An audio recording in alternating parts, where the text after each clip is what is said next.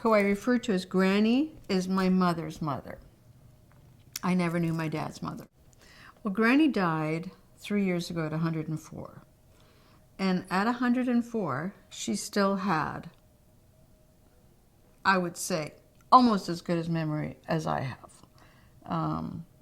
She's an amazing woman, strong, and it got her in a lot of trouble.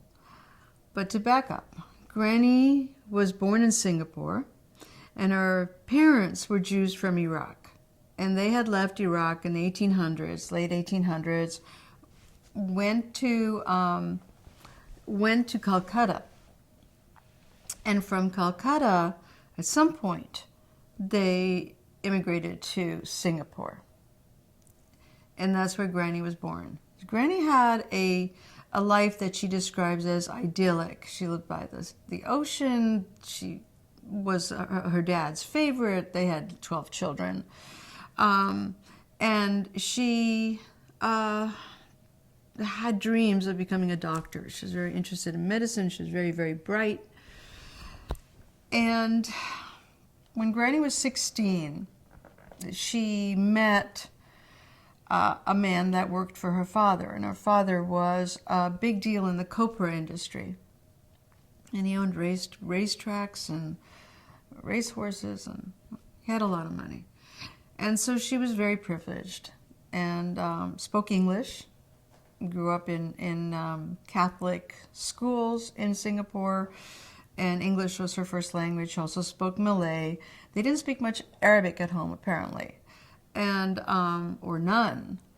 And she, at 16, married Ephraim Sherbani, who was an Iraqi Jew, who worked for her father. And right after the marriage, which apparently had doves flying in the air and, you know, just beautiful. She was 16 going on maybe 10, by the way, in terms of what marriage meant and commitment and life. She met Ephraim Sherbani. He was quite a bit older than her. I think he was 29 years old. She's 16. Yeah. But she was smitten, and she thought, you know, they were just going to have this amazing life. And as she put it, I thought marriage was chocolates and dancing. Okay. A month after they're married, he gets called back to Iraq, to Baghdad. He doesn't want to go. But his father died, his brother died, he had another brother who was mentally ill, and a blind mother, and an unmarried sister. So he had to go back. It was duty, and he went back. And Granny really had no idea what Baghdad was. So had she known, she would have thrown a fuss, and she never would have left, knowing Granny. But she didn't know. Baghdad, okay, and some exotic country, okay, yeah. She gets there and gets the fright of her life. Because, as she put it, I never knew Jews like that. And she had never been around Muslim Arabs or Christian Arabs. They weren't so friendly either. And she said, and she spoke English. So what Granny ended up having was this problem with the family, who grew to despise her because she was, quote unquote, an outsider. They all married intermarried. They married within the family. They were huge, huge families, so cousins, whatever. And here he's bringing somebody English-speaking, short hair, wears lipstick and dresses, and is modern. So they actually tried to break up the marriage, and they did not succeed. But what happened was just chaos in the house and the family. So that was one side. The other side is what happened when she went on the street. Because every time she went on the street, you know, you're recognized in these countries for what you are, whether you're a Jew or a Christian, or how you're recognized, I don't know. Granny, yeah, she's pretty recognizable. They actually thought she was British because she spoke English and she didn't act like what anybody expected a Jew to behave like or act like. So she'd curse them back. They'd call her Wahba, whore. She would scream back. They would, you know, attack her son. You know, one day he came home with she sent him out for mango pickle, and he came home with a snake in it, and they pissed in it. And so she, And Granny's advice to him was, when you find one smaller than you beat him up. But meanwhile, she was out there yelling and making a lot of noise. And at some point, she was walking past a group of Arab men, Muslim Arab men. And I make the distinction, by the way, between Muslim Arab men, because we were Jewish Arabs. I mean, really, we were Arab Jews. We never really got to be full citizens. But, you know, after 3,000 years, everybody looked pretty much the same. But still, it was very clear who was what. And so they one day told Granny, you be careful. We're coming for you. And that daughter is going to be for me. The other one is for me. You're for me. And you're going to see we're coming after you. Not so long after that was the Farhud in 41. And my mother's family and Granny did not live in the Jewish quarter, but they could hear all the screams. And my grandfather, her husband, was already, by the way, in India. And the reason for that was the family pushed him out and said, you go. There was a cousin working in Bombay and said, you go, you make a business, you get it together, and you get this wife of yours out of here because we can't deal with her anymore and she's going to get us all killed. The thing Granny did, by the way, before the Farhud, once the Farhud happened, she had no more illusions.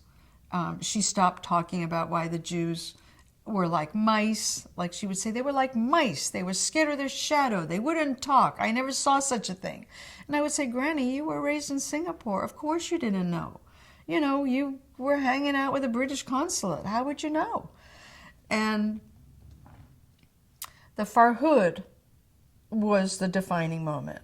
But even before the Farhud, shortly before the Farhud, Granny, who always wanted to socialize with English-speaking people, went to dinner at the home of a very well-placed Syrian couple.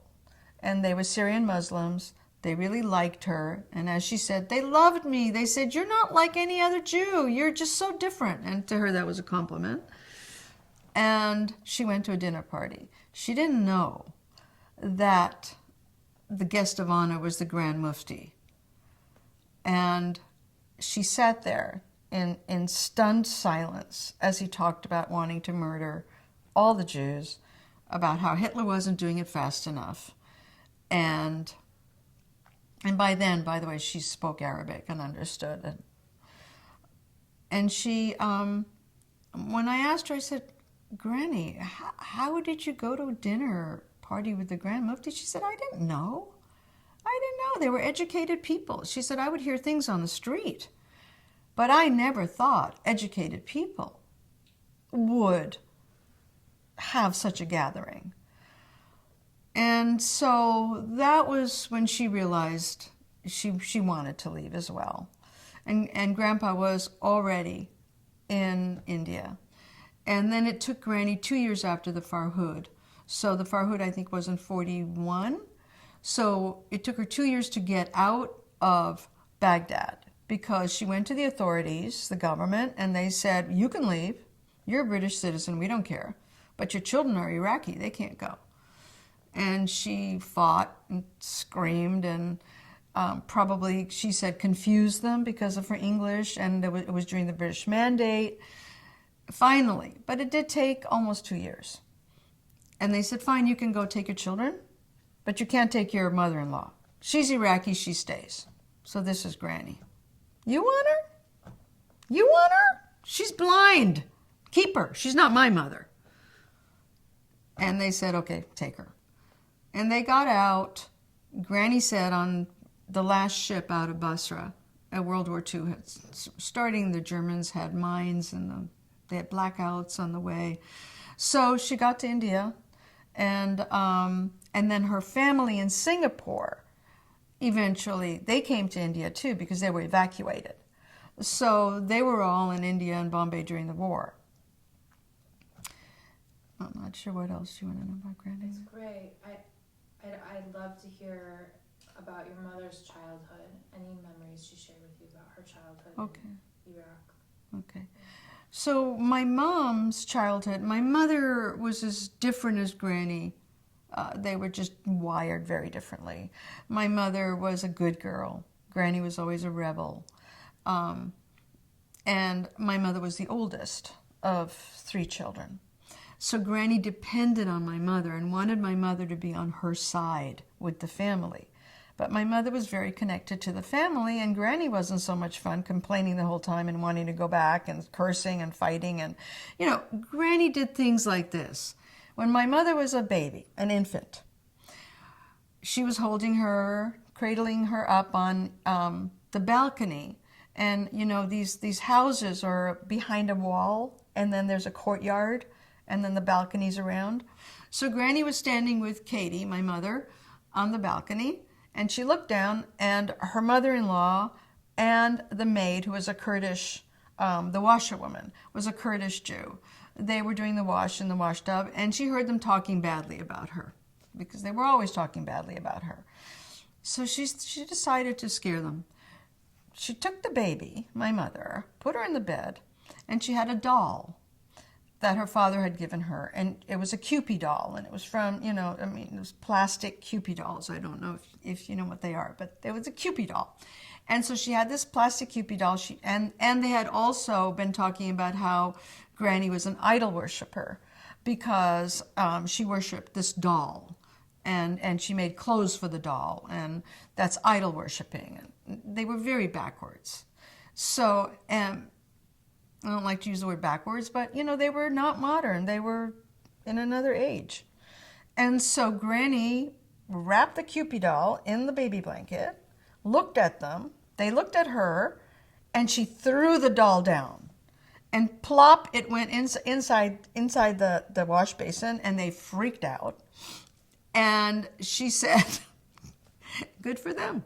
They talk bad about me all the time? Good, let them have a fright.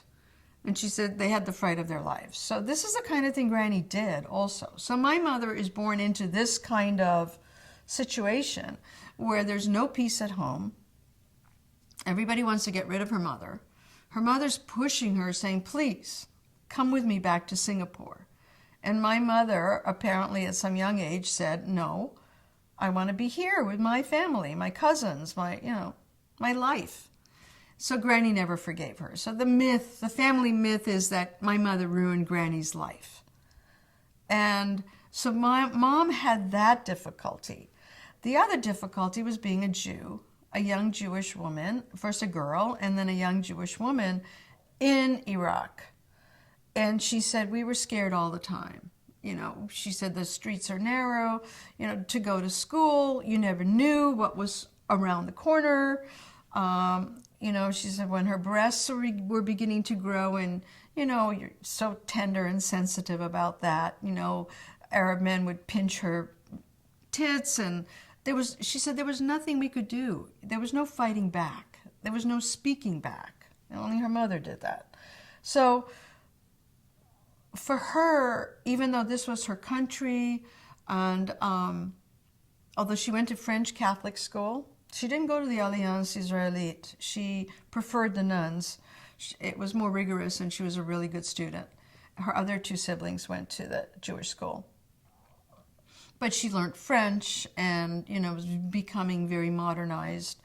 And,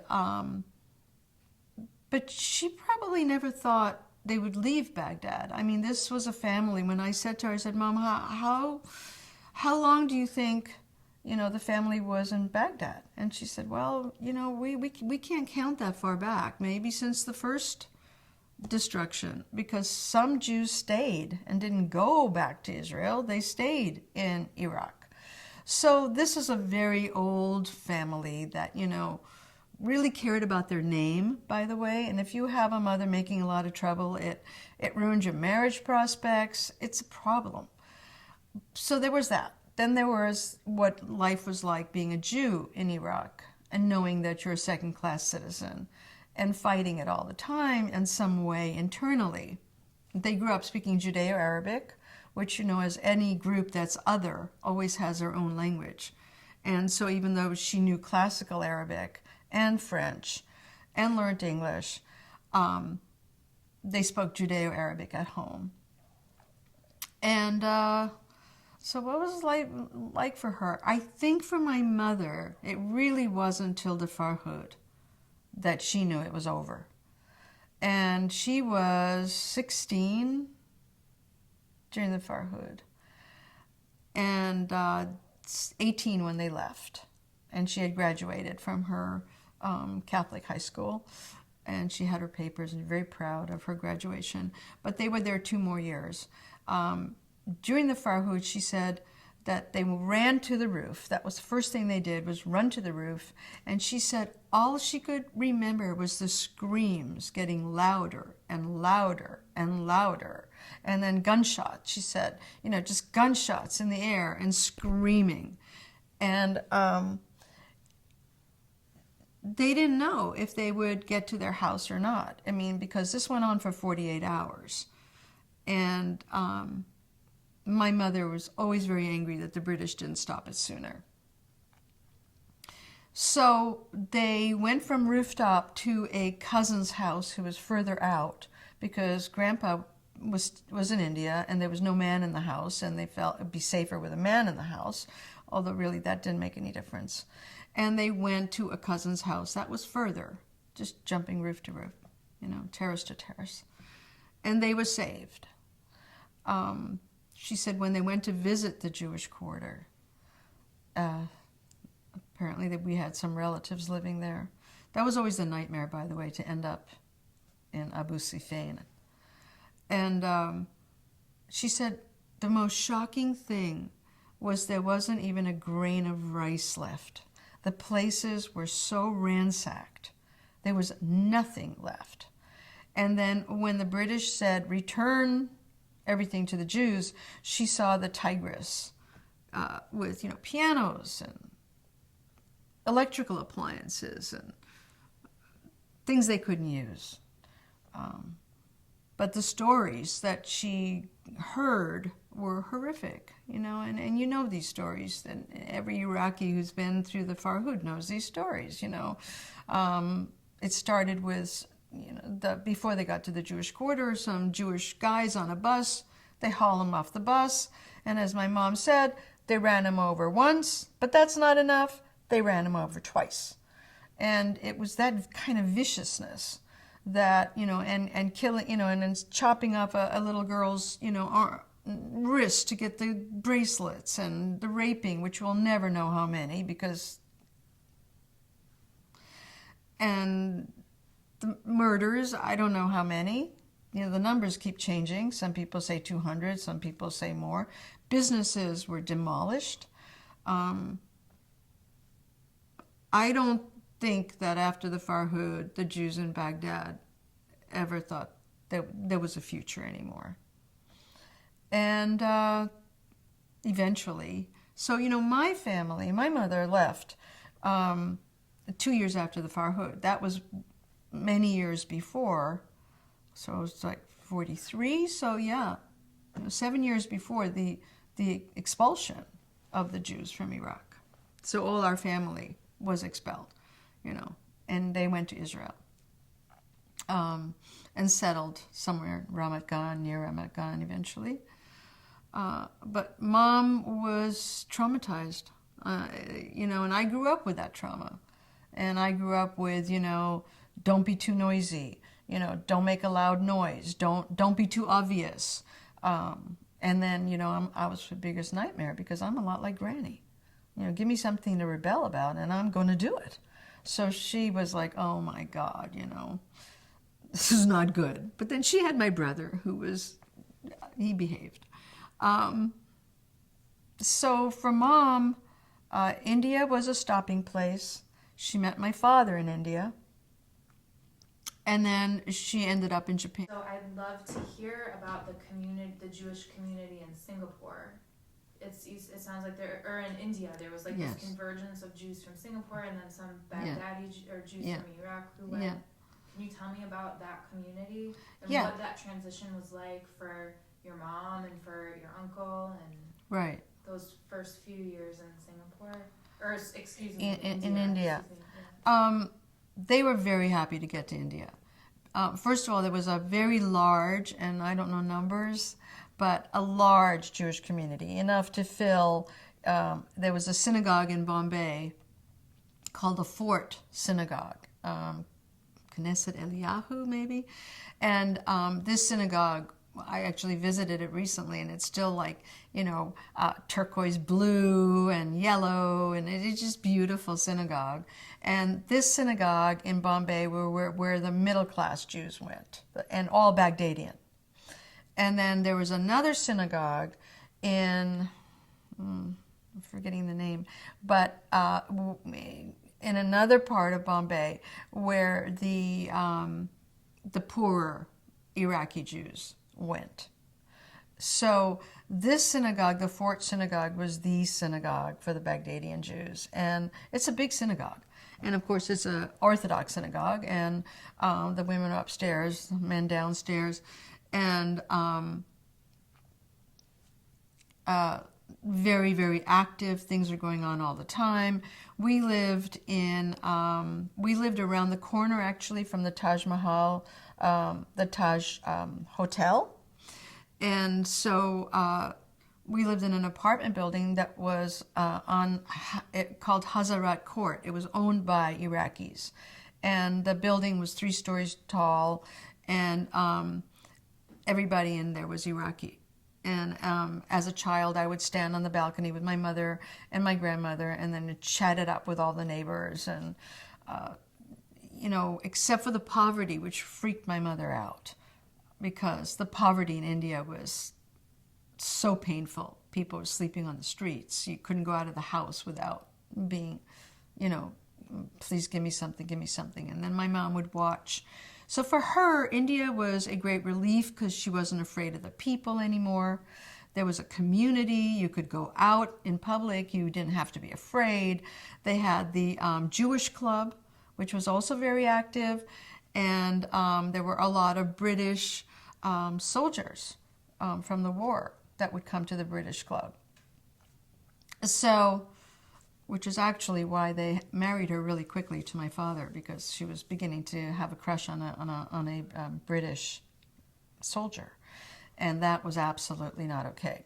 First of all, Iraqis only married Iraqis. My dad happened to be Egyptian, but my grandfather really liked him and said, Maurice Wahba wants to marry you. And she said, I don't even know him. And she got to have 3 dates with him, chaperoned, and she said, okay, I'll grow to love him. But he was crazy in love with her, so I think he kind of made up for both of them. And then what happened in India was, despite the community, and there really was one, my father was an import-exporter. He would have loved to be a poet or a professor or a rabbi or something, but he had to go into business. So once there was independence in 1948, there really was, again, no future. I grew up with there's no future here and no future there. It was all about the future. And so when there was no more future in Iraq, they left. They get to India, suddenly, after independence, there's no more future for foreigners because the tax is so high. So then at that point, can I move to my father now? Yeah, but start, if you could, just like you did with your grandmother and with your mother, with his childhood, where he was born, what kind of family was he born into? Okay. So start from the beginning. Okay, so I'd how shall I end it? from the beginning. So is that enough about Yeah, we can go back, but I think community? it was really good. I mean, you really gave like a clear, I think it was great. Okay. Yeah. And I mean, there's a lot of small, like, details, things we could go into, but because your story is so big and covers so much of the globe, it's good to get the core stuff out first. So tell me about your father's family and their background. Should I backtrack about their marriage? We'll get to it maybe like once you get to the place when he's in India, then it'll cross over, I think, nicely. Do you think Okay. that's good? Oh, we can. Yeah. So my dad, Maurice Wahba, or Musa Wahba, he added the Eli to it. He decided he wanted to have his father's name in there, so he called himself Maurice Eli Wahba. His passport said Musa Wahba, and he came from a family, a large family. I think they had like 12 children. 2 died, and those were the little girls. And so he grew up with a bunch of brothers. And his mother died in childhood when he was 11. And he was born in Mansoura, and she probably wouldn't have died had they lived in Alexandria or Cairo, but she bled to death before they could get the doctor there, and he watched it. So for him, it was,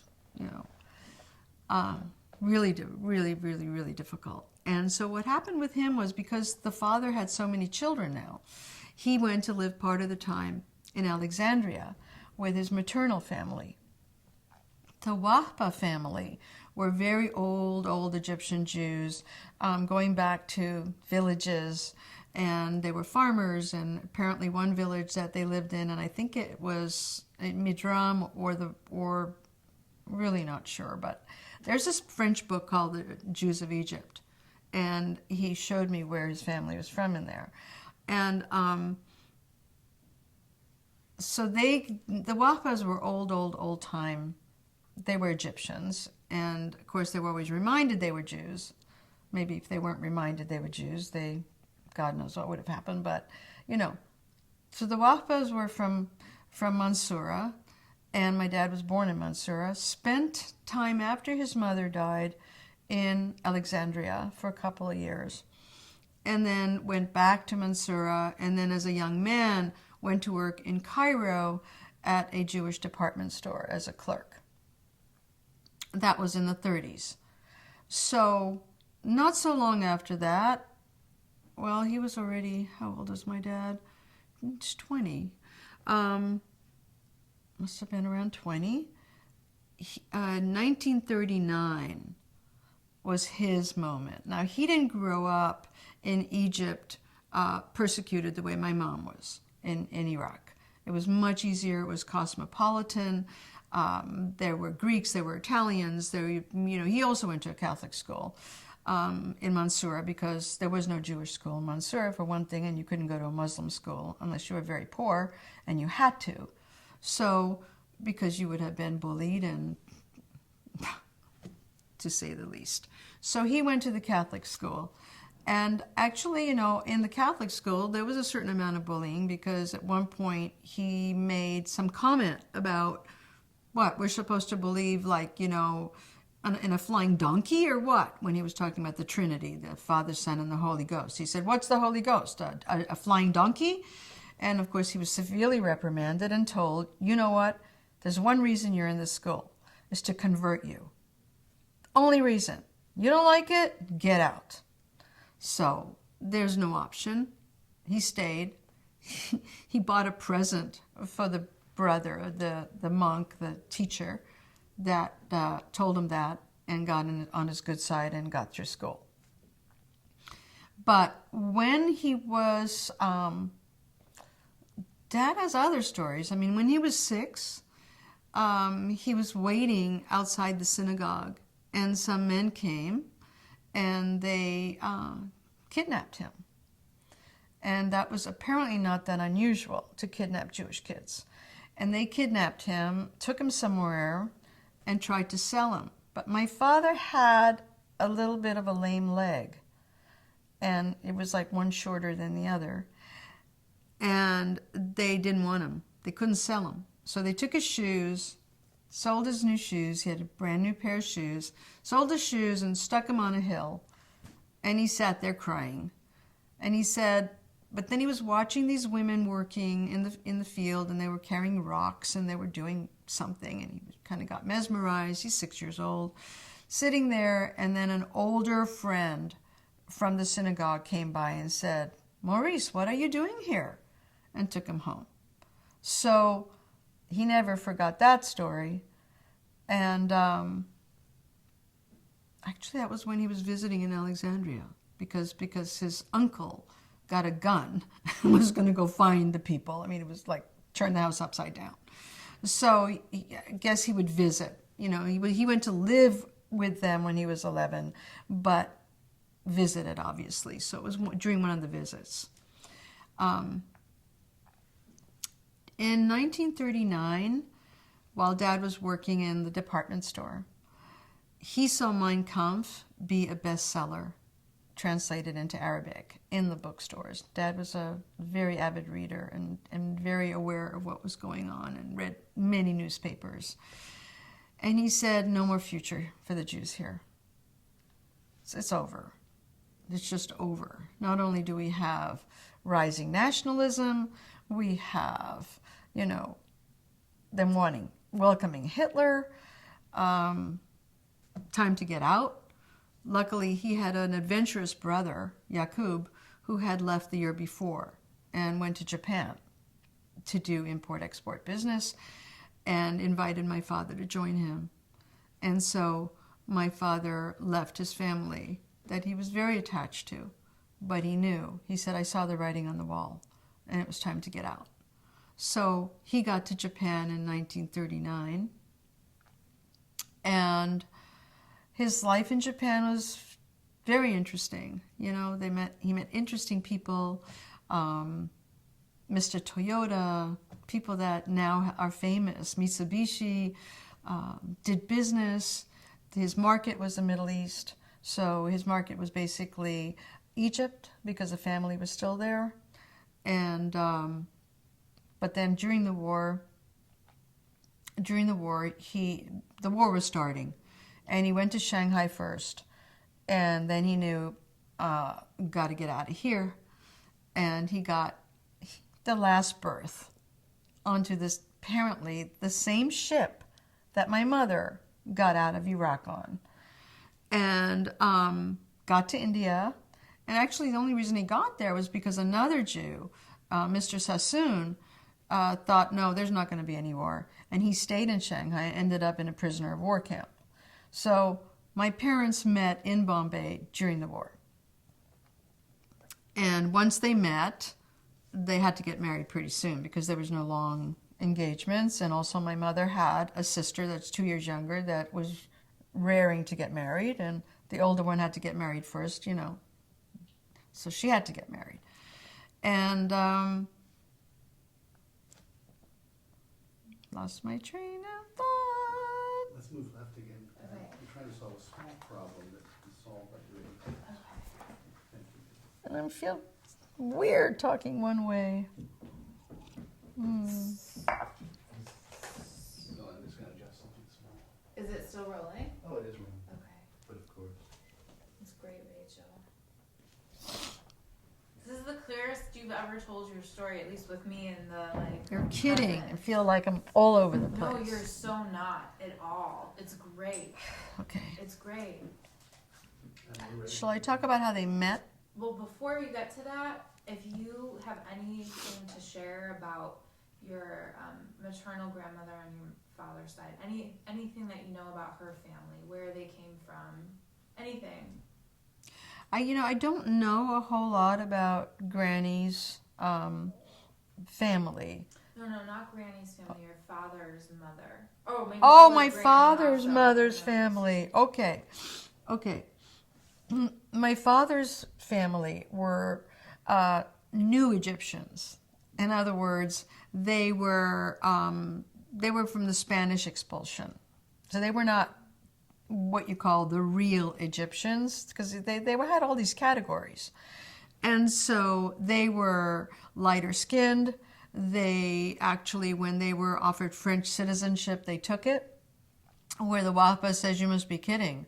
We don't want French citizenship or Turkish citizenship or whatever. We're Egyptian. So the mother's side, the Saban Cohens, were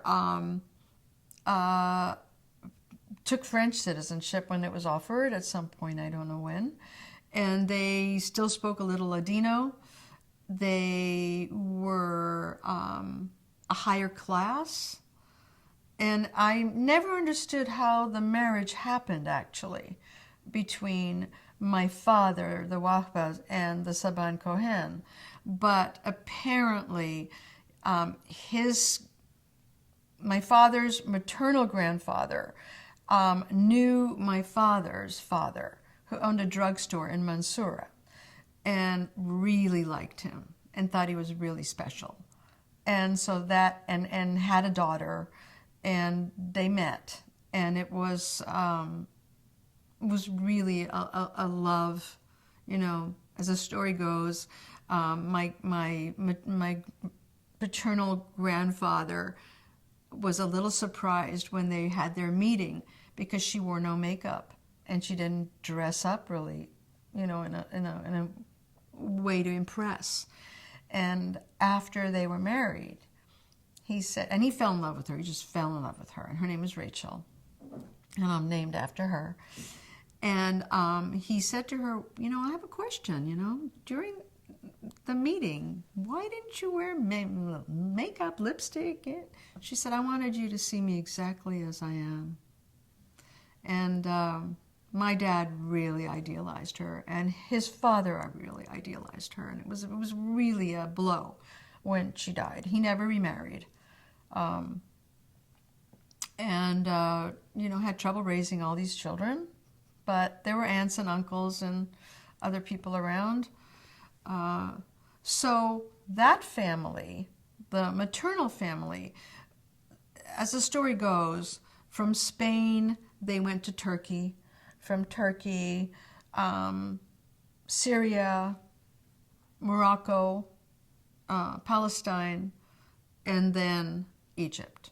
So let's say they were in Egypt a couple hundred years, but not the thousands of years that the Wahbas were. So when it was time, actually, and they were Alexandrians, so different, you know, much more European culture than the Wahbas. When it was time, when the Jews were kicked out in 56, all my father's family went to Israel because they were suddenly stateless. And they got laissez-passer papers and went.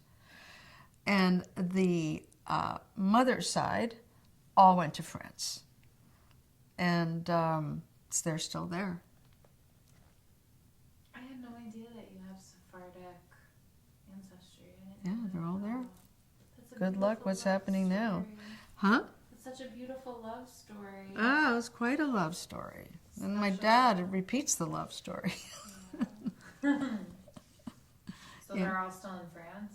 They're all in France. Yeah. They're all in France. Okay, so now another thing that I'm curious about too. So we always hear, you talked about it a little bit, like the golden age of Jewish life in Cairo, and that Cairo was just like the New York or the Paris of North Africa and the Middle East.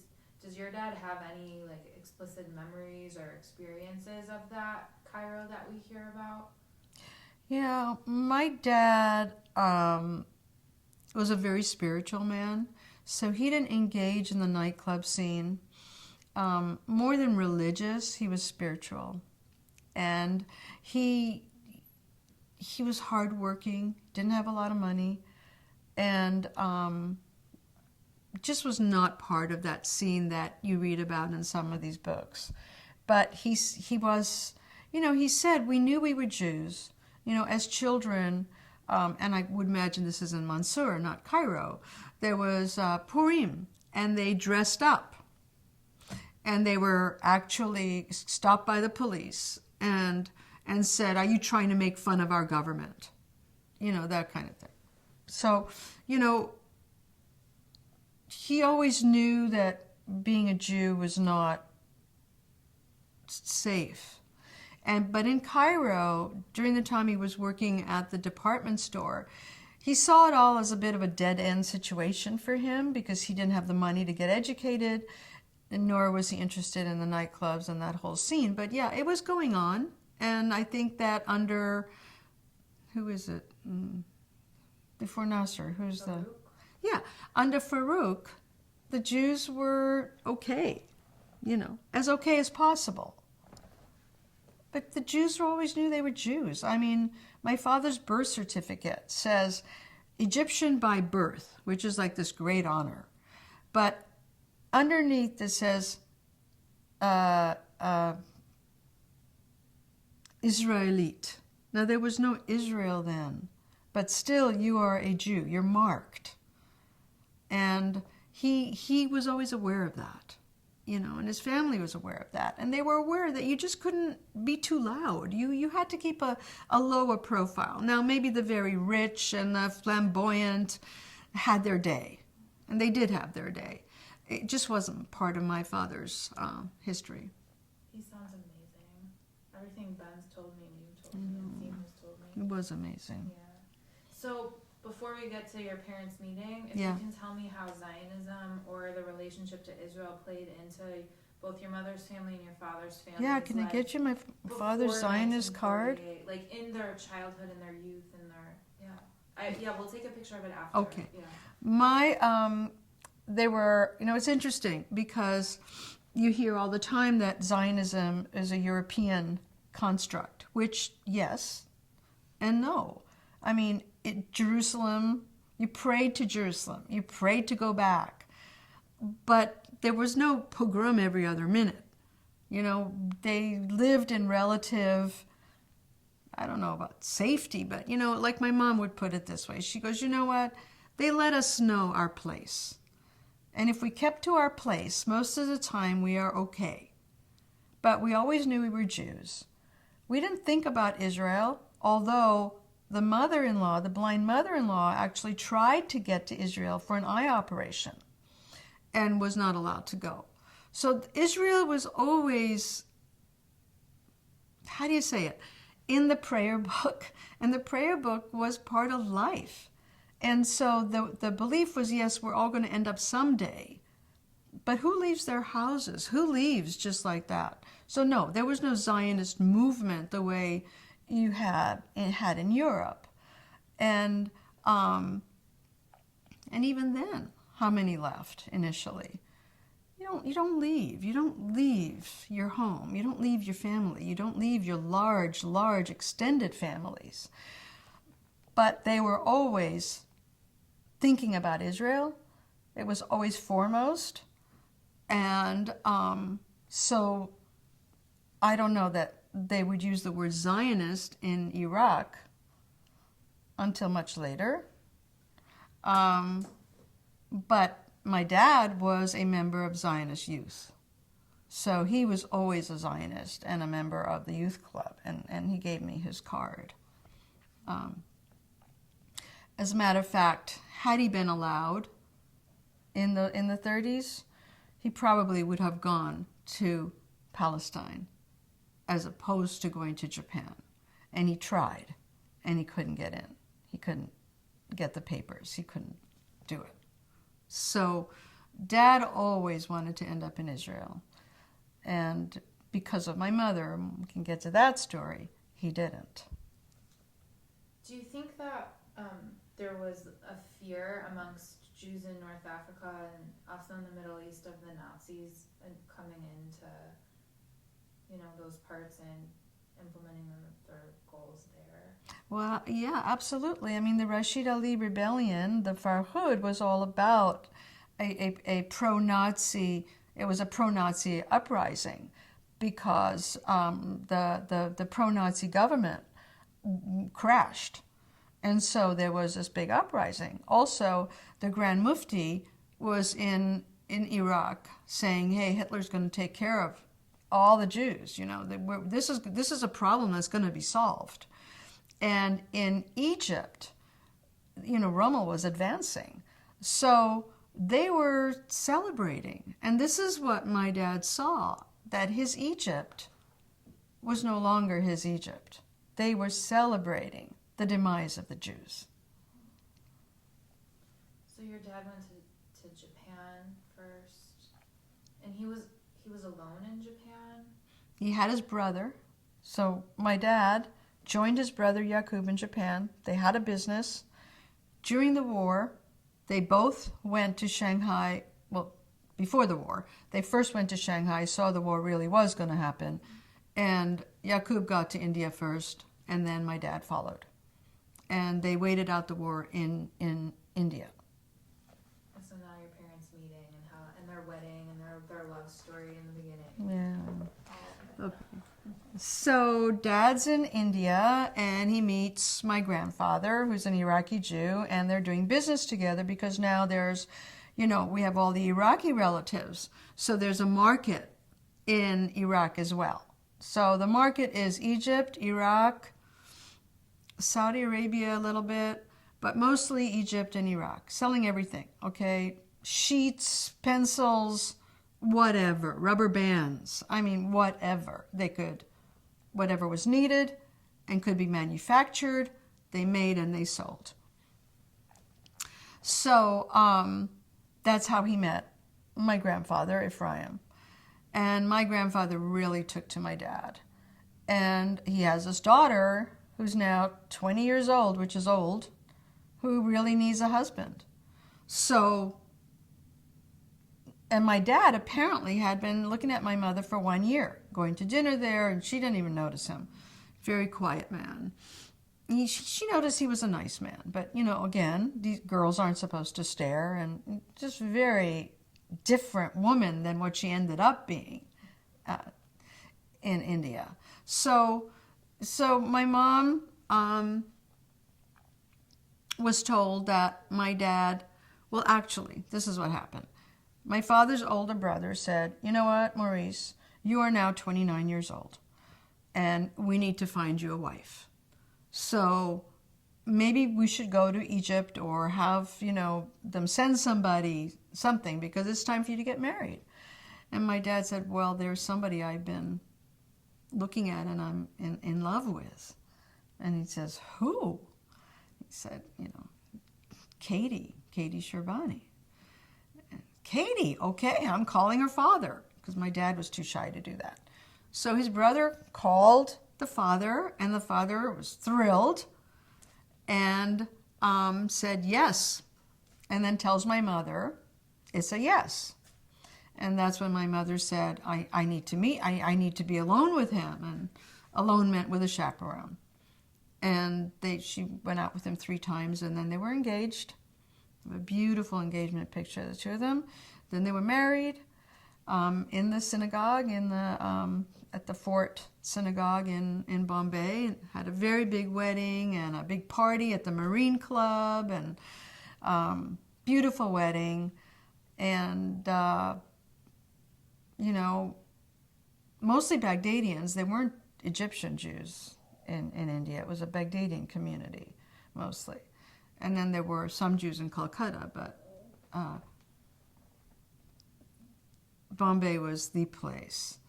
And so they had this wonderful wedding, and Dad, I said to my dad, well, how did you know you were in love with her? What do you mean? And he said, and he was a romantic.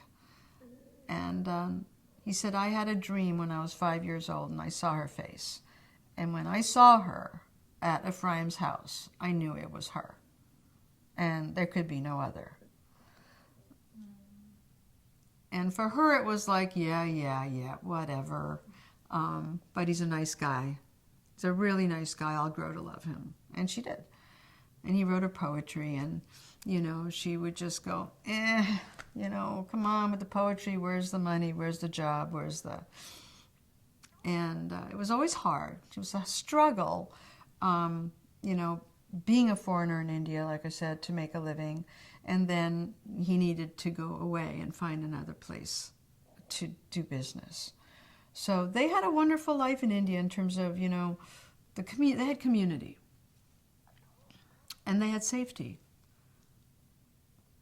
And then they had you and your brother. Oh, yeah. So I was born exactly 9 months after their wedding.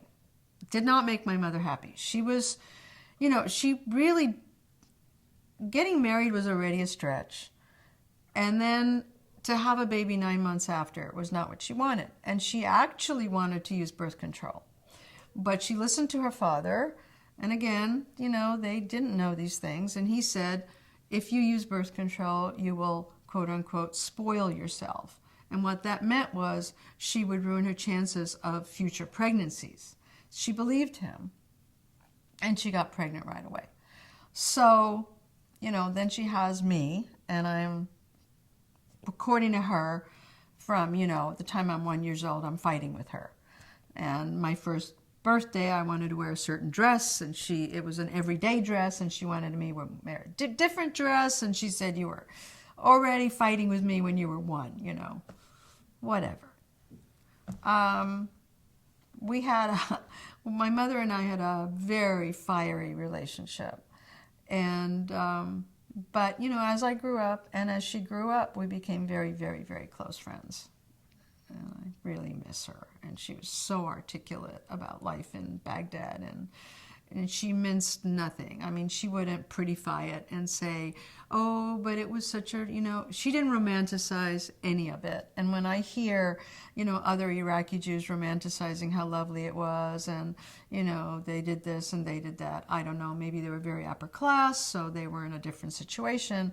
But my mother had nothing good to say about growing up in Iraq except the family. She loved her family. So I want to hear about your Jewish childhood and your memories of your Jewish childhood. I know some of them are hard. I should talk about the getting out of India.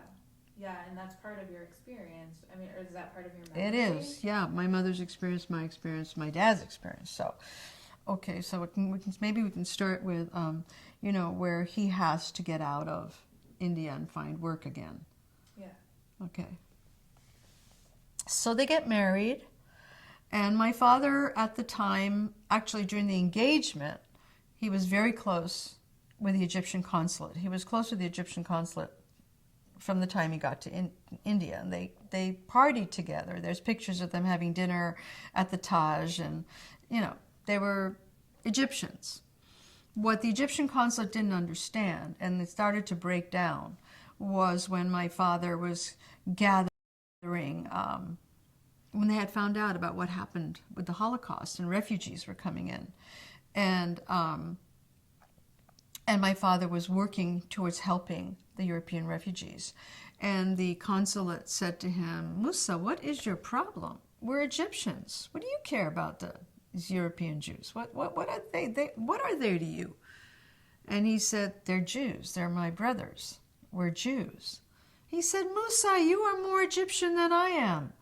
My family came from Syria 4 generations ago. You're Egyptian. That changed within 6 months. So my parents were engaged in 45? They get married still in 45. The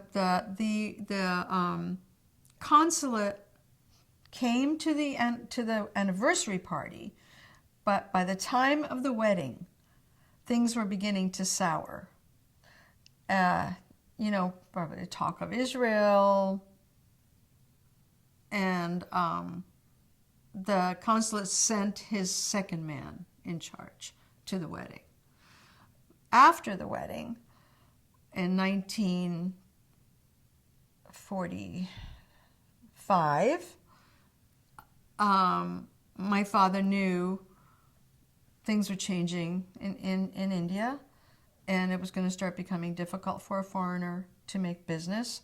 So I was born in 46. In 48, with independence, my father left India for 6 months. He traveled the world. He went to Italy. He went to different places to see if there, because he still had an Egyptian passport. So he went to see if there was possibility to make business, to do the import-export thing. There wasn't. He found no connections. Came back 6 months later. I'm 3 years old. Stays another 6 months. At 3.5, he realizes it's going to have to be Japan. That was not his first choice. His brother, Yaqub, had gone back to Japan and was about to immigrate to Brazil and with his family, and so he was going to give the business over to my dad. And so Dad went to Japan in 1949. Yeah, he went to Japan in 49. I was 3.5. And it took 1 year for my mother to get us out. So my mother was already pregnant with my brother. And my dad is in Japan waiting for us. The consulate had promised my father not an Egyptian passport for my mom, because he didn't say it, but it was clear that Jewish passports were now, Jews who were not living in Egypt anymore, I think as of either the late 40s or 1950, were starting to get, were expiring. They were just expiring them, confiscating them. So Dad got to Japan on an Egyptian passport. And my mother, who was supposed to join him in a month with me and my brother in her belly, had no papers. So the month stretched out into 1 year. And the reason for that was she went to the Egyptian consulate, and the Egyptian consulate said, you know what? Your husband isn't going to be Egyptian very soon. So I'm sorry, we can't help you. Not even laissez-passer, just a laissez-passer, a paper saying, okay, get you out. Here, visa, leave, right? No, not going to do that for you, Jew. She went to the he said, go to the Iraqi consulate, you're Iraqi. Let them help you. She goes to the Iraqi consulate, they're like, we have nothing to do with you. You're not Iraqi anymore, and you're married an Egyptian. They're not, or whether they told her, and you're a Jew or not, I don't know, I don't remember. But they basically said, you're not an Iraqi, and we have nothing to do with you, and we're giving you nothing, no papers, out. She went to the Indian consulate. The Indian consulate said, hey, listen, we can't do anything for you. You're a woman. You're a married woman. We cannot give you any papers. You have to be under whatever your husband is. So I'm sorry, we can't help you. She went to the Red Cross. The Red Cross said, you're not a refugee. You're not a refugee. You left your countries. You're not a refugee. We only take care of refugees. We can't help you. So 1 year, back and forth, back and forth. She's a mess. And so she goes back and forth to these different consulates and agencies. And finally, my father had a contact with some American person who had a contact with somebody in the Red Cross, and we got Red Cross papers to get us to Japan. But it took exactly 1 year. Now, even before my father left India in 1948, my parents applied for immigration to the United States in India, because they felt that was the only place in the world that there could be a future for us, for Jews. And my mother was not buying into going to Israel. She was not going back to the Middle East, never. And she said, it's too close to the countries that hate us, and I can't do it. The Farhud still ringing in her ears, her heart, her every fiber of her being. She was not going to go to any country that was that close to Iraq or the Middle East. And she wasn't going. So they thought they could get immigration once they were in Japan, maybe in a few years. My childhood, there now? Yeah. Okay. So my childhood was severely disrupted by leaving India. I was 4.5. I loved India.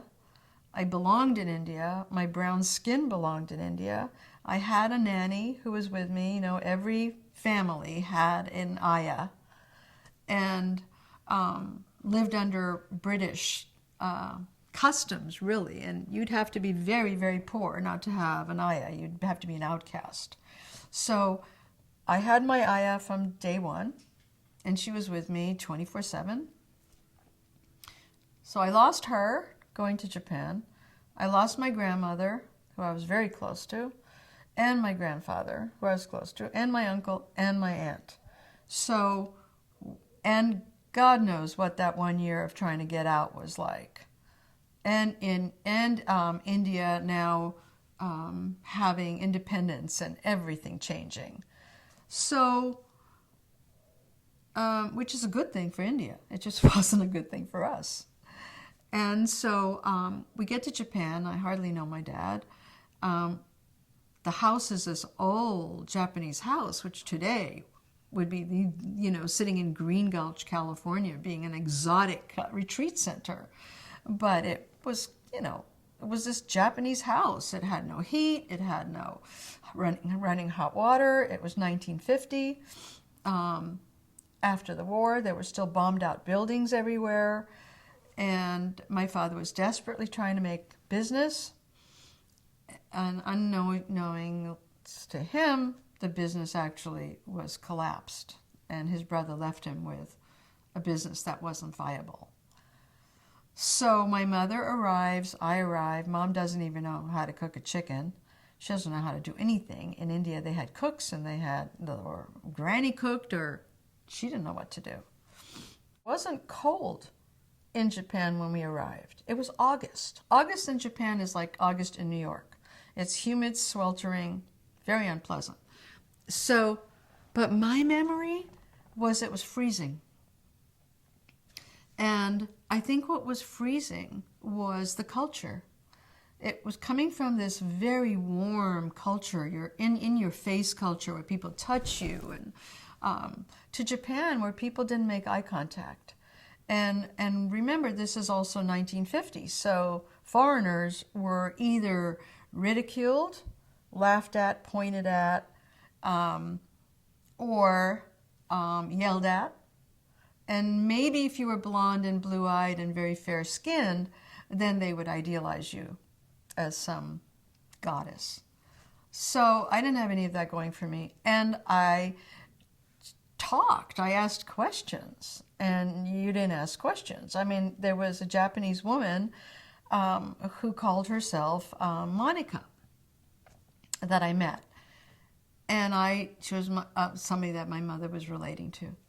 And I said to her, "What's your real name?" And she said, "Monica." And I said, "No, you're Japanese. Your name can't be Monica." Well, I got my ear pulled. I got, punished. But you couldn't be real. And you couldn't make eye contact. And you couldn't express your feelings. So for me, that was extremely hard. For my mother, it was a relief, a reprieve. She was finally somewhere where people behaved the way she thought they should behave. She was a minimalist. She loved Japanese aesthetic. And I would always be begging for sequins and satin dresses. And she would say, "That is tacky, that's Indian, that's Middle Eastern, here's a nice, a very pretty dress that is, tasteful." And she would always want me to be tactful. So for my mother, Japan was a great fit. She loved it. When Granny arrived a year later and joined us, Granny and Grandpa and Uncle and Elaine, the sister, and the sister's future husband, all came from Bombay into our big old Japanese rambling house and joined us for a while. Granny and Grandpa stayed, and Elaine, and they went off, and got their own homes. But Japan for me was a bad fit. And eventually I got used to it. And of course I picked up Japanese right away, and I played with the kids on the street. But I wanted to play with the kids from across the railroad tracks. As I found out later, their moms were prostitutes, and that's why there were no men in that little area by the railroad tracks. But they were wild, and they were like street kids, and I loved them. The street we lived on, which was like this nice little suburb, had all these really well-behaved children who never spoke and never did anything bad. And so my young childhood, I actually had a lot of fun on the streets with the Japanese street kids, and then I would be punished when I got home, but it was fun. It was wild. And what started to get really difficult for me in Japan was going to Catholic school. And the Catholic school started so I'm 4.5. And at 5, I go to a school called St. Mary's. And St. Mary's was run by German nuns, and they were very old and soon to be retired, but I didn't know that. And they were very, very cruel. and I was the Jew, and very often I was the only Jew in the class. And so I was bullied and mistreated. And when I came home crying to my parents, my mother would tell me to behave, and my father went to talk to the nuns, and that made it even worse, because then I had to stand up in front of the class while she said, and she'd tell stories, and went home and told her father, blah, blah, blah. That school got retired when I was in 3rd grade, and a new Catholic school was opened up. And this new Catholic school was American nuns, and they were all very pretty and young. I mean, they were all covered up, but, you know, I mean, we would just like go, what color do you think their hair is, you know? And try to peek to see if there'd be any little shred of hair sticking out. Oh my God, Sister Joan's got brown hair, you know? And we really had nuns with names like, you know, Mother Joan of Arc, and she was my favorite. And Mother Paul, who was the principal, who was not my favorite. And Mother Robert, and these nuns. But they were all young, they were all American, except for one Irish one that showed up later when I was in 8th grade. The school was very difficult because, first of all, the classes were small. Maybe we would have 9 girls to a class. And until 5th grade, I was the only Jew in the class. And not only was I a Jew, I was a stateless Jew. And I was a brown-skinned Jew, which there were all strikes against me. I mean, and in Japan, by the way, on the streets, brown was not accepted. And so I was called monkey, and I was called blackie, and things that really affect your self-esteem. And so I'm in this Catholic school, the new one, in 4th grade. And I don't realize, of course, that this school is very heavy into conversion. See, the German school, they were on their way out. They weren't really bothering with converting.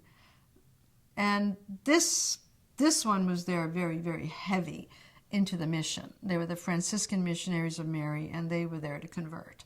And we had crucifixes, you know, on both sides of the room, and a huge one in the hallway. And one day, Mother Joan of Arc, who was my favorite, took me and stood me under the statue, this big crucifix, and said, and my name at the time was Rachline. You know, it's Rachel with an I-N-E, means little Rachel. So she said, look what it says. Look what it says on top. It says, King of the Jews. And he's a Jew just like you. Why don't you accept him? You know, why don't you accept him as your Lord and Savior and become Catholic? And I looked at her and I said, well, if he's a Jew, why should I become Catholic? And that I had to go to the grotto, kneel in front of the statue of the Virgin Mary, apologize, cry, really look sincere, and go back to my classroom, humiliated. So there was a lot of that. And it was very hard because really their main mission was to convert. And again, you know, there were some more pliant Jews that were in the school, not in my class, but in other grades who didn't have the same experience. They behaved. They didn't convert, but they didn't fight back. They didn't say, he was a Jew, why should I convert? You know, or in 5th grade, I'm in love with Elvis Presley. I really don't care what the Pope says about, we had movie, you know, we had a thing posted in every classroom, what movies, they were graded, and what movies you'd go to hell or you have to suffer in purgatory if you went to see, and what movies you were allowed to see. And of course, Elvis Presley in 1956 was not a movie we were allowed to see. I went to see it, and then a girl outed me in class, and I had to stand up. And of course, instead of saying, I'll never go again, I said, I'm going to see it again. So I got in a lot of trouble and made my mother very unhappy with my seasoned conduct. But by 8th grade, my parents had enough money to send me to a Protestant missionary school that was not there to convert. This school was set up for their children because these Protestant missionaries were all over Japan. And they constructed a school called the Canadian Academy, which was funded by this conglomeration of Protestant churches, and they sent their children there to the dormitory. And then the other kids that came to the school, the business foreigners, the kids of the business people, the consulate people, whomever, had to pay a lot of money to be in this school. And my father finally gave up on his import-exporting because it was not viable. Oh my God, I have to tell you some stories about the two big stories. Okay, so I don't. I'll Okay, do go this. ahead. Yeah. Go ahead. Hang on a second, let me just do this.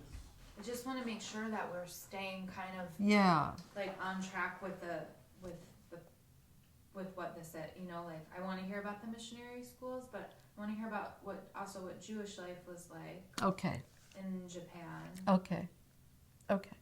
And then I have to tell you why my father lost his business. All right. So where should we do that? I think we got a lot about the missionary schools. Okay. So why don't you tell me about that? About how your father lost the business, and then after that, maybe about the Jewish community in Japan that you lived in. Okay.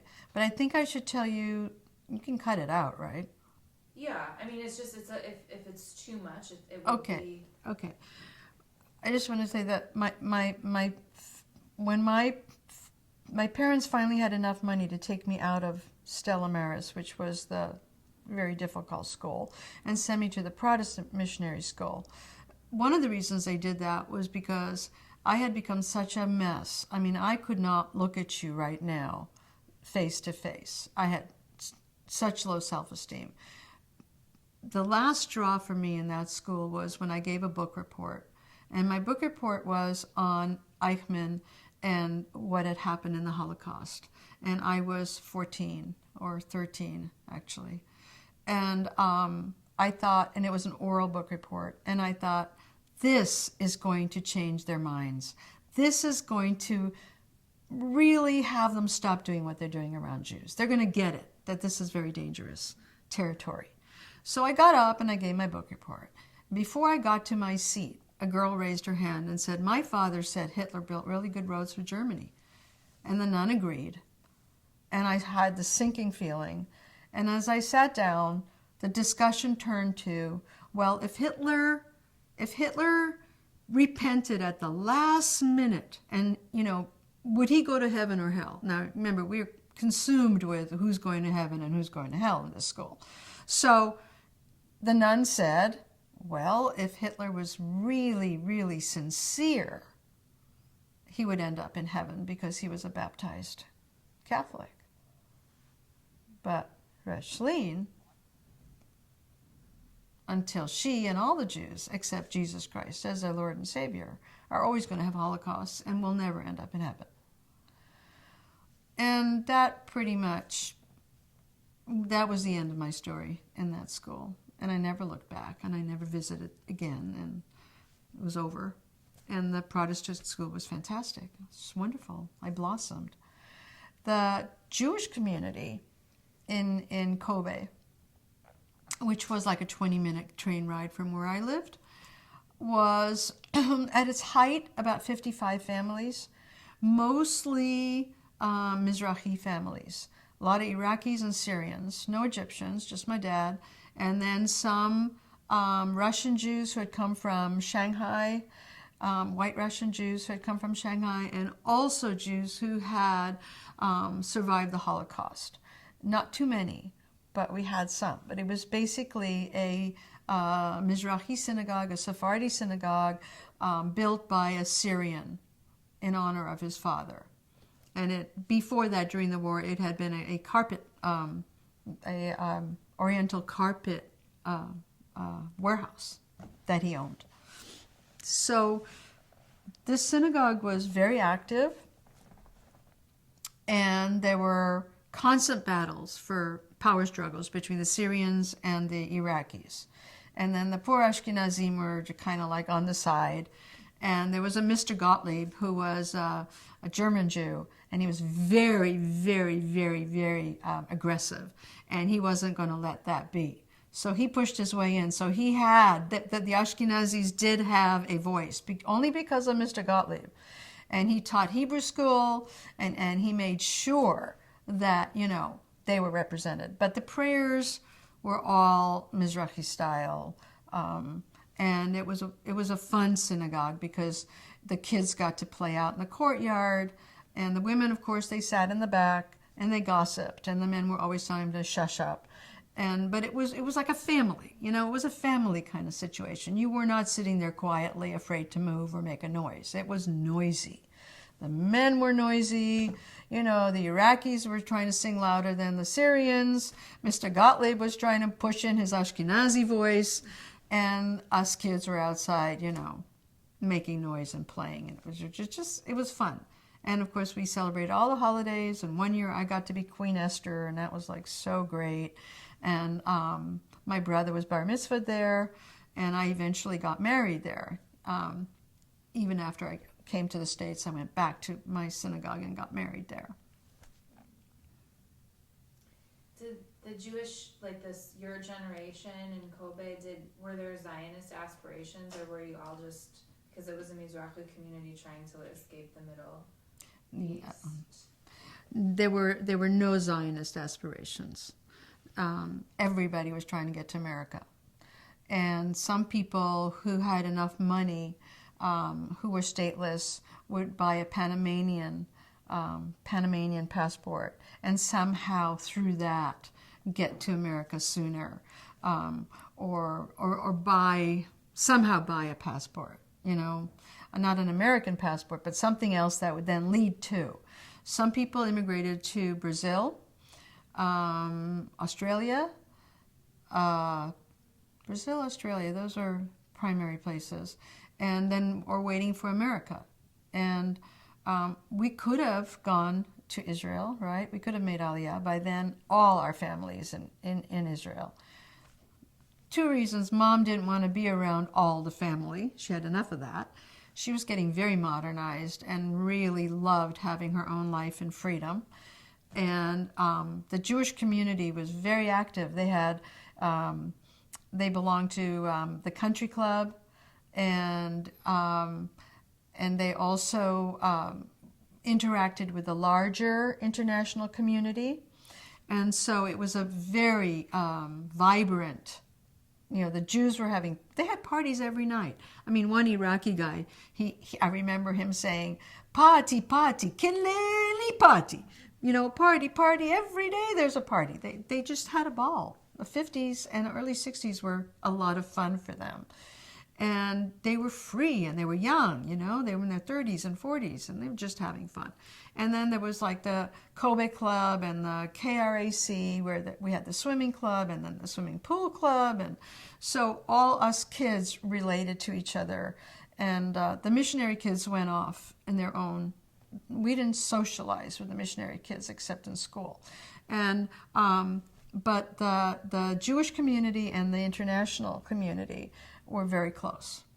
And then there was the Japanese community around, which mostly you did business with, but didn't socialize. It was very stratified. And being stateless in Japan was difficult because the Japanese really had no concept of what stateless is. You know, you're born in Egypt, you know, they would come to my father. Where were you born? Egypt. Well, then where's your passport? I don't have one. Why can't you get one? We are very uncomfortable with you staying here stateless. We're fine with you as visitors, but you're stateless. When are you leaving? And, you know, my dad would say when we get immigration, or one day he snapped and he said, ask Nasser. Just ask Nasser. You know, give us a passport. We're out of here. So we were waiting every year for our papers. That's what we called it. Are we getting our papers this year? Are we getting our papers this year? And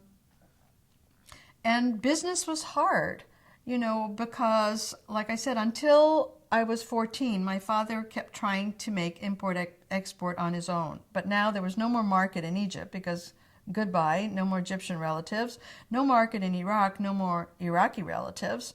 But he got a deal. Somebody brought him a proposition. Would he make uniforms for the Saudi army exactly like the American uniforms? So my dad's thinking, and he was very proud of this, he said, I can make exactly similar. He's really proud. So he calls Toyota, of Toyota car fame now, and this is in the mid-50s or early 50s, and asks Toyota if he can get him, lease some sewing machines and fill a warehouse with sewing machines, which they do. And Dad makes all the uniforms the Saudis want that look like American uniforms, exactly similar. And we would have been very wealthy. We would have made it. However, Dad couldn't travel to Saudi Arabia, and he couldn't have direct contact. His name, Musa Wahba, is an Arabic name. It's a generic Egyptian name. Wahba is Christians and Muslims and Jews, and it's only Egyptian. So they didn't think this was a Jew they were dealing with, till his man, this Japanese man that was working for him, went to Saudi Arabia, converted to Islam, and told them, Wahba is a Jew. Finished. So there were other stories like that, but that's one of the good ones. And he eventually, fortunately, got a job with an American import-export company, which then allowed him to send me to a better school where I wasn't tortured, literally, and where they could save up enough money, which was $1,000, to get a lawyer in 1965 to vouch for him and say Mr. Wahba will be a benefit to the United States, et cetera, et cetera. And through that, they got to the U.S. I was here earlier on a student visa, but that is how my parents got to the United States after a 20-year wait. Growing up, like, you were stateless.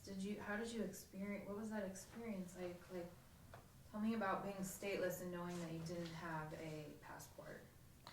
What being stateless did for me, one is the emotional part is the shame.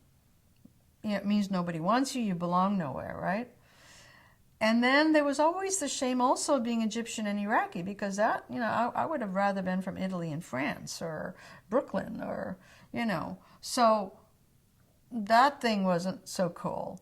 And when I was very young, I made stories that I had a house in America, and, I would show my Japanese friends a Sears Roebuck catalog and say, these are some of the things from my house.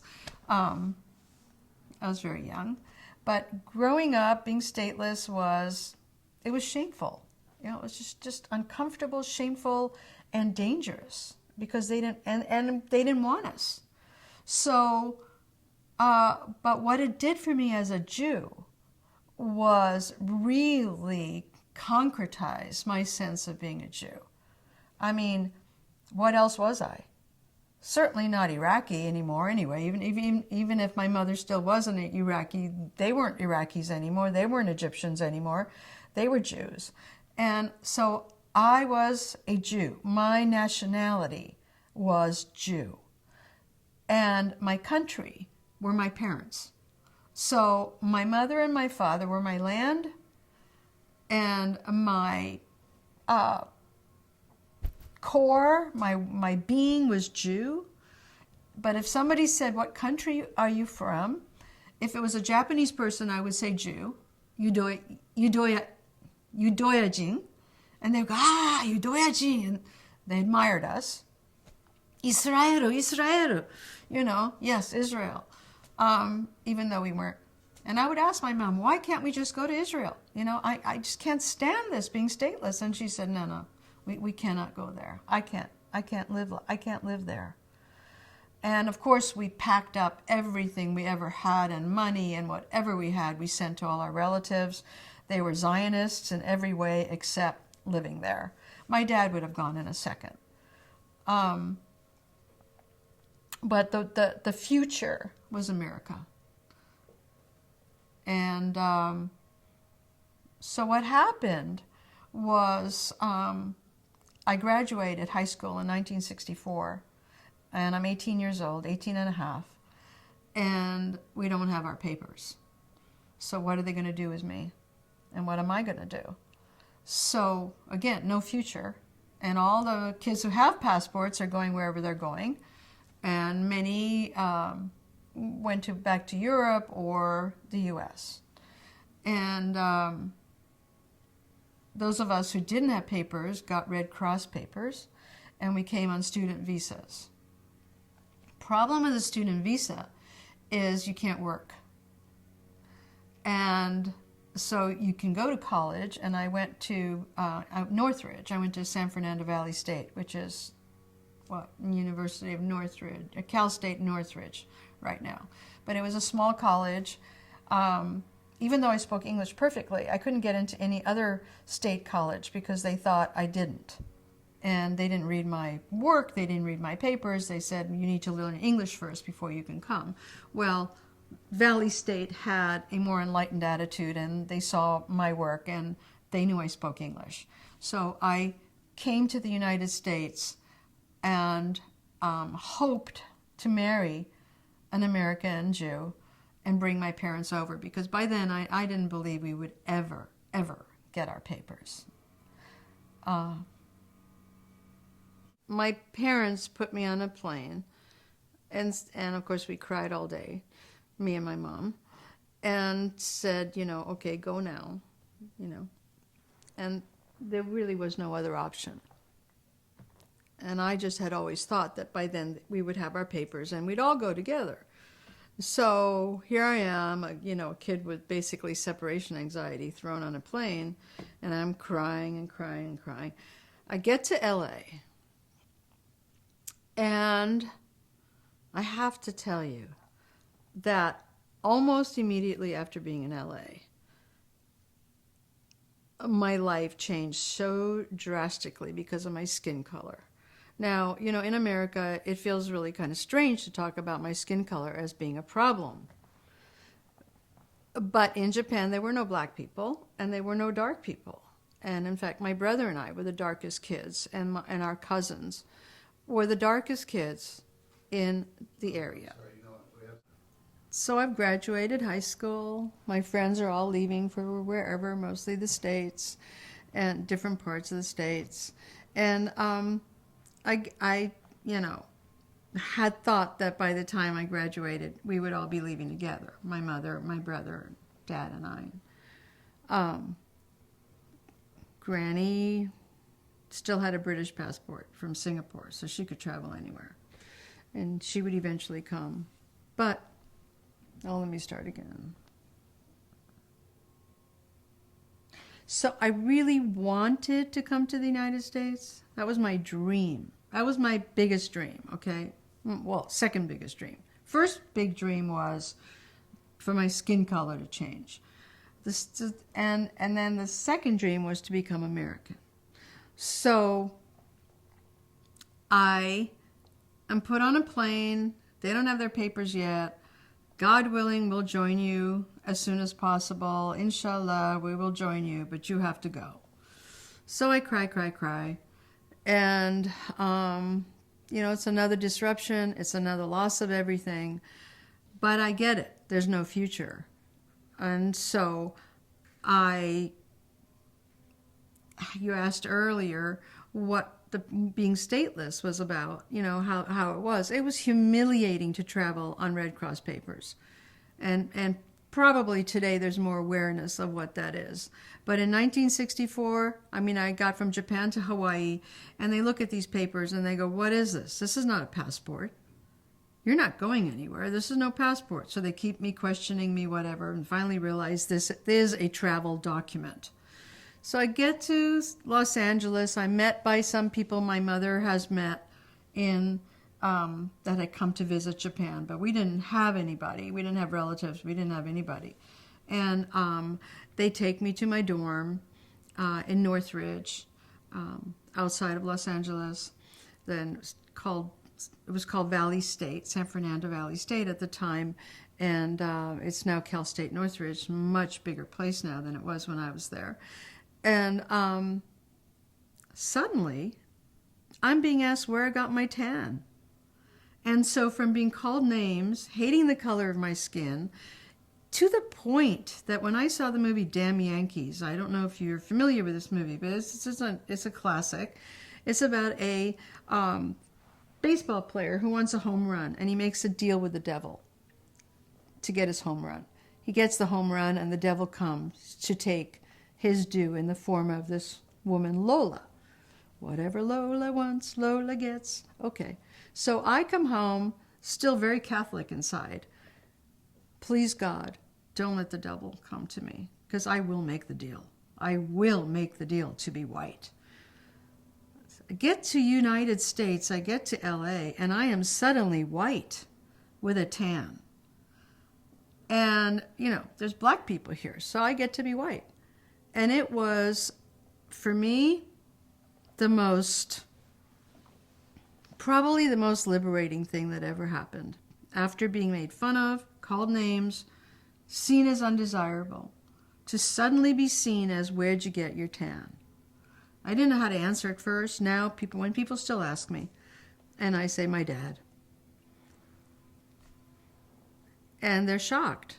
And, I didn't have the other thing is my brother grew up with North African features. He had the big lips, which I would die to have now, much bigger eyes, darker skin, and kinky hair, and they would always and then when Americans would meet my brother when he came over, they would say, what did you say your ethnicity was? Because, I didn't have those features, so it looked like, okay, and I speak English and, don't have an accent. But being in America was so exciting for the first maybe 3 months. And then it became so lonely. Because the American Jews were really not the kind of Jews I knew. And they were, my Jews were all refugees. My Jews were displaced people. And these Jews were kind of trying to outgrow the Jew part. And they were Jewish, and I was a Jew. And I was even told that saying Jew was rude, that if I say anything at all, it should be Jewish. And I'd wear my Star of David, and if anybody was wearing their Star of David, I'd walk up to them and act like they were a long-lost cousin, and they'd look at me like I was a little nuts. And it was hard. So I actually finally ended up making most of my friends at the Foreign Students Club. And I had a very good friend, Abe Shihabi, and Abe was a Syrian Muslim. And we just got along so well because we had a particular warmth and a camaraderie. And then 1967 happened and the war. And he said, nope, Israel should not survive. And that was the end of our friendship. I won't be friends with anybody who thinks Israel shouldn't exist. That's bottom line for me. So I'm in America, and I last out the first year, but I begged my parents to bring me back that summer.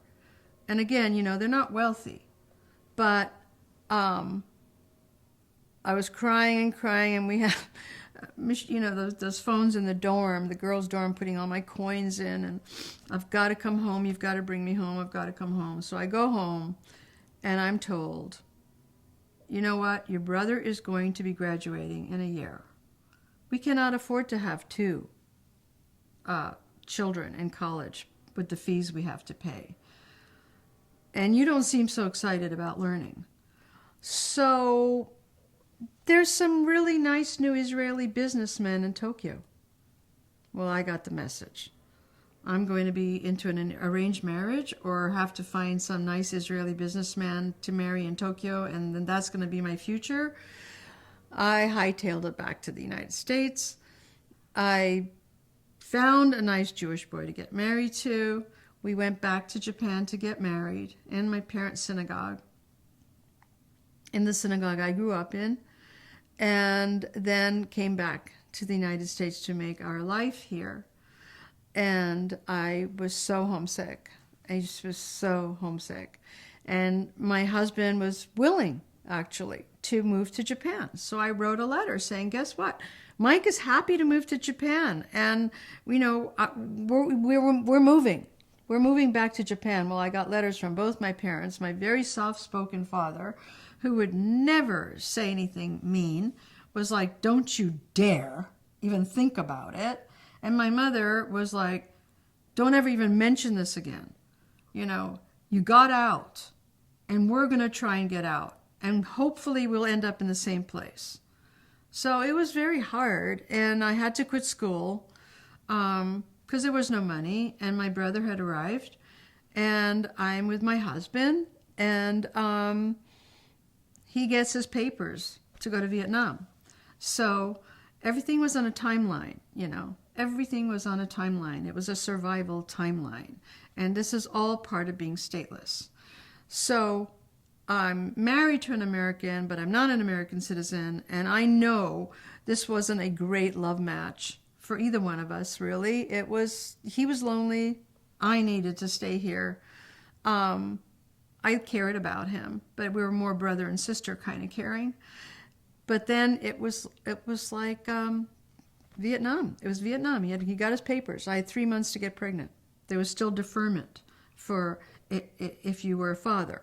That deferment was gone within a year, but still had the deferment. So within the second month, I got pregnant, and he didn't have to go to Vietnam. And I felt that I had paid him back. None of this was spoken. None of this was out in the open. I was way too, I wasn't psychologically sophisticated to actually articulate it or in a place that I could. And neither was he. So we stayed married for 7 years.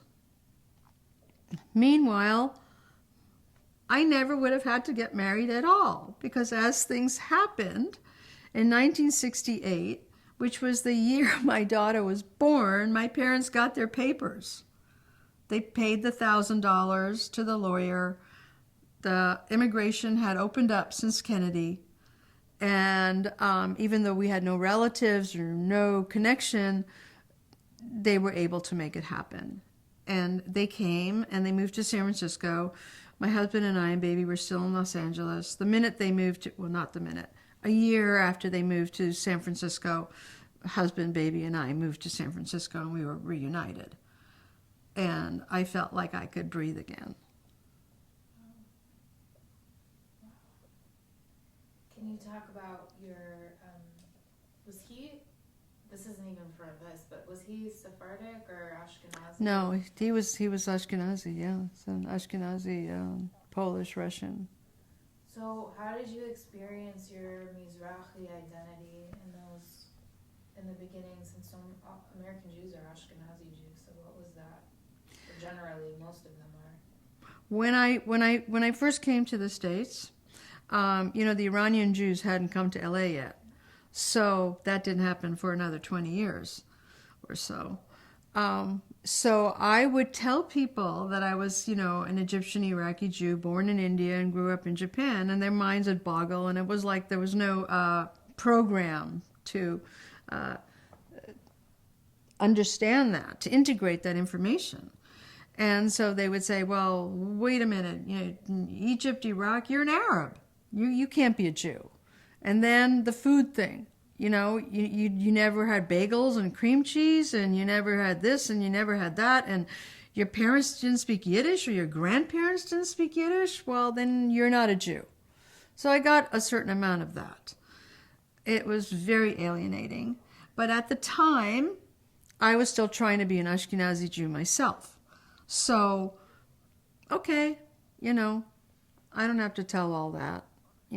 I always wanted to be a New York Jew, so maybe this was my way of getting to be a New York Jew. They're not recognizing my Mizrahi heritage, and I'm in America, and in America you can reinvent yourself. So, okay, I changed my name. First of all, I'm married. I changed my name to Ray, from Rachel to sound more American. Then I dropped the I-N-E and I became Rachel, which is fine, which is my name. And then when I got married to Wagner, then Wahba went out the window, and I was thrilled. So I'm Ray Wagner with a tan. I'm an LA Jew. didn't have to mention any of the other stuff anymore. Nobody asked, nobody cared. But as I grew older and moved to San Francisco in the 70s, 70s really was a time of getting in touch with, your diversity started to peek its head out, and the civil rights movement. The first time I ever sat in the sun and sunbathed was after I read Malcolm X. So, it took reading Malcolm X for me to go in the sun and allow myself to get darker, because I grew up with, it doesn't come off us, so we can't do that. And when I would, sunbathe with my friends in the summer in Japan, by December, they're all white again. And I'm still dark. I'm darker than I was, so it just kind of sticks. And my mother says it sticks on us, so stay out of the sun. Anyway, because the lighter you are, the more marriageable you are. The better your hair is, the less kinky your hair is, the more marriageable you are. The thinner your lips, the smaller your nose, all those things. So in the 80s, I think it was, I started to get really angry, because I read the Jewish press, I read, Jewish history, and then where's the Mizrahi history? 3 pages in a 1,000-page book. Then I started to feel like, well, now I'm an American citizen, right? So I can start fighting about, let's get the Jew thing straight. We exist, and Yiddish is not the only Jewish language, which was really hard to convince people. And I also found, and even to this day, and less so now because the Middle East is so in the news, not in the way I'd like it to be, but it is in the news. People know where Baghdad is, They never could tell the difference. If I say I'm Iraqi, they say, oh, yeah, parents are from Iran. Never could, they had no idea of the map. So now people are more aware, and there's this huge Iranian community in LA, and so we're more visible. But still, I will tell my story, and somebody will ask me, don't you miss your grandparents' Yiddish? Yiddish? And I would say we grew up with Judeo-Arabic, and it just doesn't compute. It's not interesting. It's not mirroring. As a psychotherapist, I understand, mirroring. People want to be mirrored. So I'm a Jew, you're a Jew. Okay, we're the same kind of Jew, right? And it's like, no, actually, we are, but we're multicultural people. And so it's been my mission, really, to tell story after story and to write and talk about being multicultural and talk about how living in those countries was not some idyllic paradise. And neither one of my parents ever had any of that, the romanticism. So I grew up with the harsh realities that they told me about and that they had in their bones that got transferred. And then my own harsh reality. And, but again, when my parents got here, when my mother got here, even Japan, as much as she loved Japan, she said, America is the first place I can sleep at night. I don't know if she'd be sleeping at night today. When 9/11 happened, my parents were both dead. No, sorry, Dad was not dead. My mother was dead. She got cancer early and died. My grandmother called me and she said, Rachel, they're here. They're here. And at that time, I said, oh, Granny, they're not here. This is an attack, a terrible attack, but they're not here. Granny died 3 years ago. She would tell you they're here.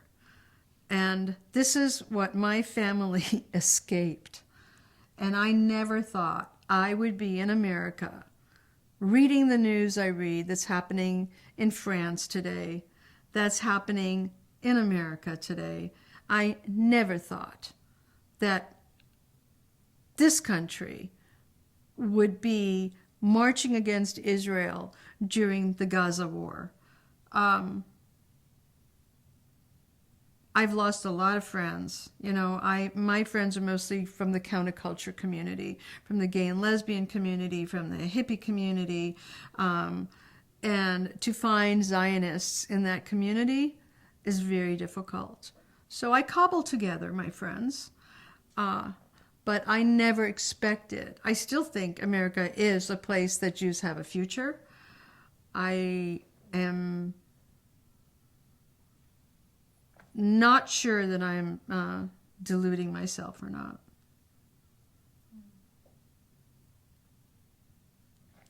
So if you had to give a message to the communities that your family came from in Egypt and in Iraq, if you had to talk to young people there today, a classroom of just random people, what are some of the things you would tell them? Is it You mean the same people message? the Iraqi Jews here or there? No, there. There. Yeah.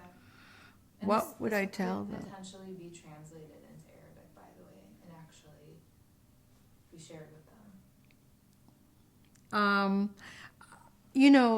The Mizrahi kids that are in Israel today are doing exactly, I think, what I wish their parents could have done. But they are reclaiming their heritage. I mean, you have Dudu Tassa, he performed here recently in San Francisco, and it was unbelievable. It was amazing. And my uncle was there, and my uncle knew the songs he was singing, the Arabic songs that he had learned, and they were actually singing back and forth to each other. It was really cool. What I would tell them is, you know what? We are multicultural. Let everybody know and be proud and reclaim, the music, the history, It doesn't help anybody to pretend they don't have roots. And you need your roots. And even if they were roots that were difficult, we go way, way back. We predate Islam. So our roots are Abraham and Sarah. Your roots are not to be stolen from you.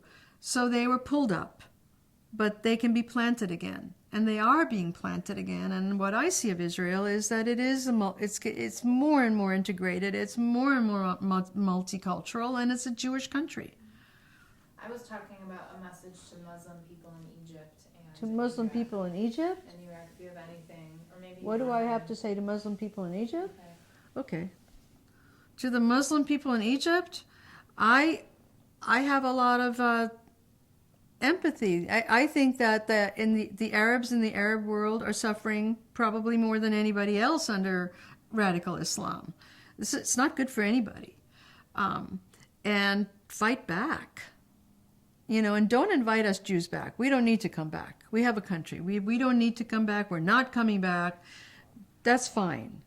But teach your people that we have a really rich history in Egypt, in Iraq, in Syria, in Lebanon, in Libya, all over, that Jews existed.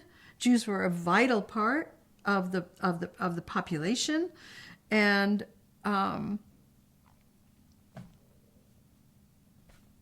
what would I say to them? Fuck you?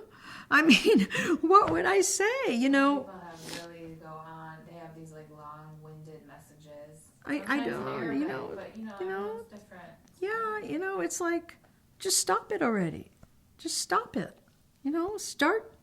Get smart. Look what happened to your countries after you kicked out the Jews. It didn't get better. And respect Israel.